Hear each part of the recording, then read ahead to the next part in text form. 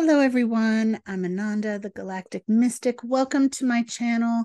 Let's chat about this Leo new moon of 2023.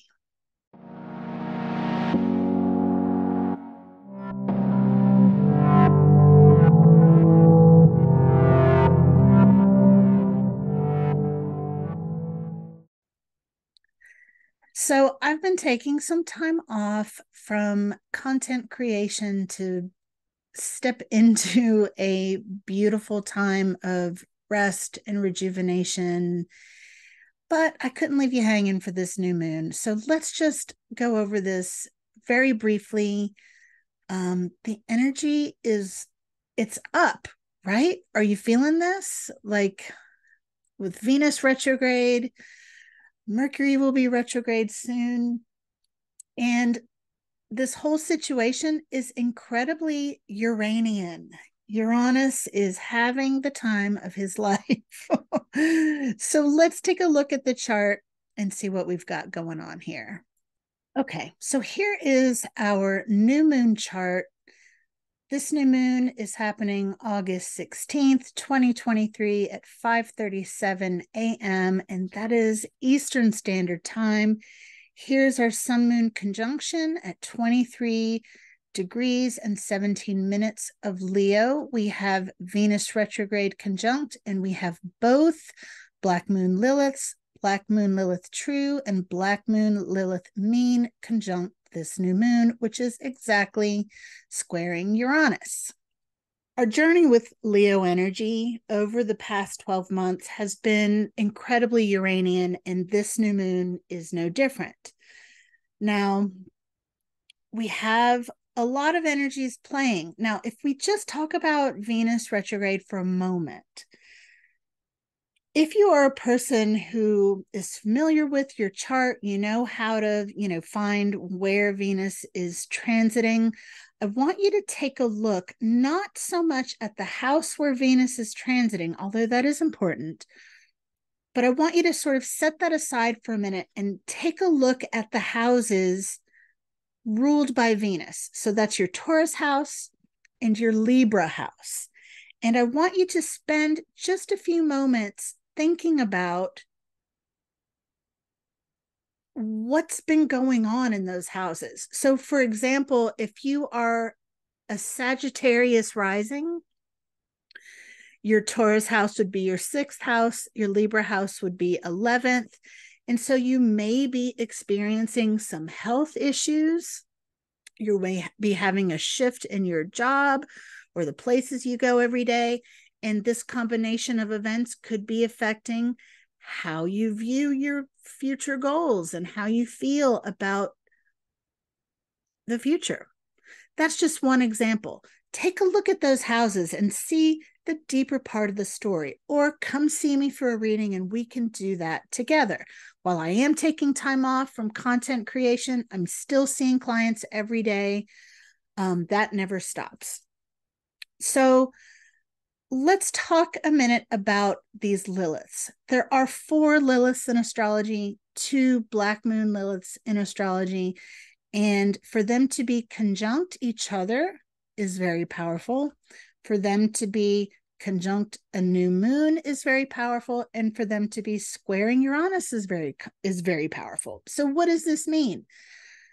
This is basically a request, an opportunity for each one of us as individuals, and for the way we view the topic I'm about to talk about collectively. This has to do with coming to terms with our own wildness. That's true Black Moon Lilith. And the ways that we edit ourselves in order to be in the world, mean Black Moon Lilith.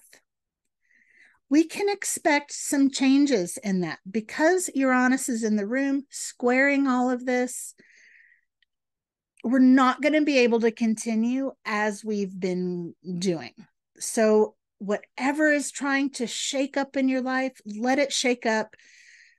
Do what you need to do to soothe your nervous system, because the cards are going to fall and we're going to be on a new journey at that time. We have a new opportunity to be more whole, to have our presence be more cohesive with both our wildness and our awareness that, sometimes it is right for us to edit ourselves, and other times it's not right for us to edit ourselves. And it's really up to us to know which is which moment is which, right?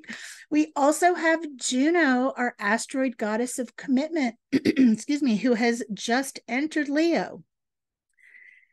And I dare say, what is your commitment to yourself? What is your Black Moon Lilith commitment? How willing are you to let your wild edges be seen? And how willing are you to know when to edit yourself and when not to? Those are big questions, right? Uranus is making it wild, making it like a wild card. And we may feel like we are itching, scratching at our cage wherever we feel like we are caged in our lives. And however this pans out, look, we have a beautiful healing trine to Chiron. So we have this opportunity to be like, you know what? I get to be who I am. I get to exist how I am. I get to want what I want. And I'm going to heal these wounds of rejection that I have about who I am. And maybe the world has told me I'm not okay as I am, but I'm going to say, you know what, self? You are okay as you are. And I'm going to prove that by letting all of my parts be present, including my wildness and the parts of myself that I edit. Imagine that all together. The other thing is this beautiful trine to the North Node, which is supportive of our collective action, our collective movement forward, and our ability to fight the good fight, to be a warrior who understands their capacity. I had a conversation with my friend Carly on her channel, Owning Authenticity. We talked a lot about capacity and different things that are beautiful conversation topics. If you did not check out that conversation, I'll put the link in the description box below. And I also posted it on my community section on my YouTube page. So check that out if you are curious about this idea of capacity and wildness and accepting all of those, warty, uncomfortable parts of us, and what it means when we do that. It means that we have access to a part of ourselves that is a different kind of warrior and can find courage in some of the most unexpected places. I do also want to mention this quite lovely semi-sextile with Mars in Virgo. This is an energetic support that says anything that we do now that is in the spirit of our own self-improvement, our own growth, growing our skills, becoming, better at something, is going to support this. And what we do with all of this, allowing all of our parts to be in the room together, is going to help that energy feel more accessible, where we're going to be like, you know what? I feel like if I apply myself, I might actually be able to do this. If I'm able to slow down for a minute, take a deep breath, and write down some practical steps that I can take, I might really be onto something. Imagine that. Of course, Mars will be stepping into an exact opposition with Neptune soon. Not quite yet, but when that happens, we may feel a little bit of a fizzle to our energy or a frustration where, we're not able to, we're putting the energy out there and it's just not going anywhere. If you start to feel that maybe next week, just know it will pass, and it's a really good time to rest, dream, and engage with some creative pursuits. This new moon is also a really nice time to not say the first thing that comes to mind. We do have a Mercury-Mars conjunction. So, sometimes let's take a deep breath and count to 3 before we say something when we're feeling a little, I don't know, agitated. Yeah. So, one of the things I wanted to share with you is over the past week, maybe 10 days, my dream time has been very intense. And I wonder if that's been the same for you. Have you been having very vivid dreams lately? If you have been, let me know in the comments. I'm into that.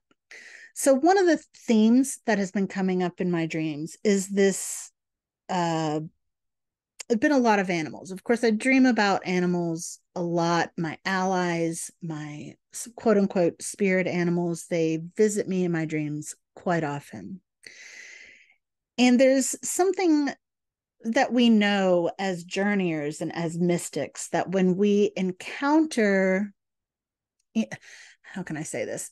We know we are encountering part of our medicine in the dream world or in the realms when what we are encountering tries to kill us or tries to harm us in some way. And that's how we know that that's actually part of our medicine. It's kind of like that, the duality of, say, like how sometimes the poison is the medicine.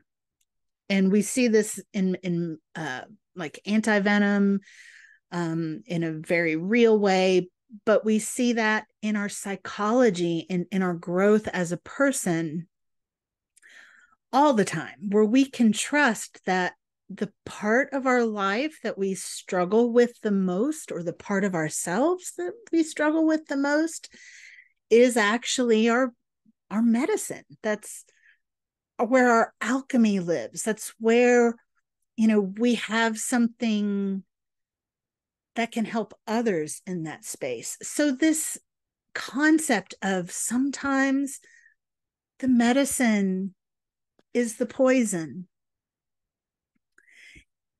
is really a part of this new moon.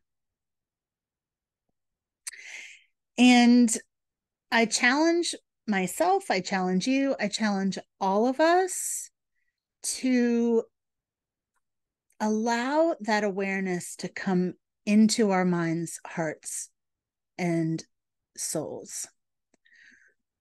Where in my life is there a poison, metaphoric, that is just waiting for me to allow it to become medicine? What am I preventing? What kind of alchemy am I preventing by trying to hold my wildness at bay? What change am I denying because I'm afraid I won't be safe? Or I'm afraid I won't be seen in the way that I would prefer to be seen? All questions to ask on this very powerful new moon. Let me know how you are. I will be back soon with more detailed videos. And in the meantime, I hope that you also are taking the time that you need to rest, rejuvenate, connect with your creativity, and especially your wildness and your shadow, because they want to be a part of this new moon experience in Leo. Much love. I will see you very soon.